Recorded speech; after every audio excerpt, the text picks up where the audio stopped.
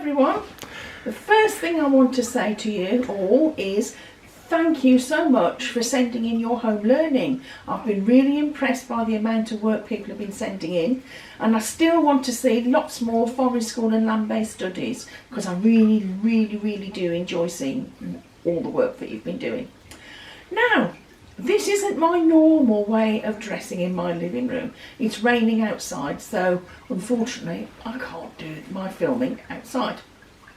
What I want to do, however, is to get everyone, including your families, involved in something that is happening on the 29th to the 31st of January 2021. Now, you might be able to get a bit of a hint at what it's about, and it's the Big Garden Birdwatch.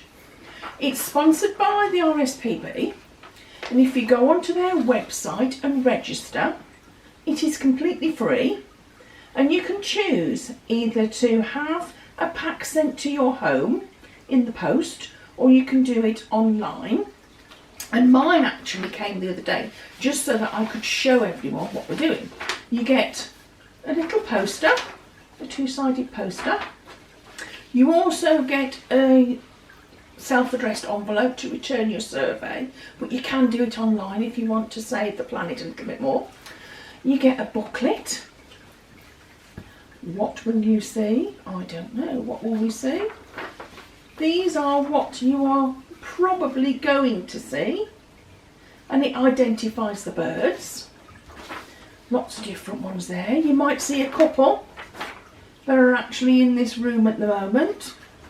And you also get your survey. It tells you exactly what you need to do on the back, and yourselves and your family can either look out of the window or sit in your garden or go on one of your local walk exercises and see some birds. It takes about an hour, and you can do it at any time between those two dates. Remember those dates?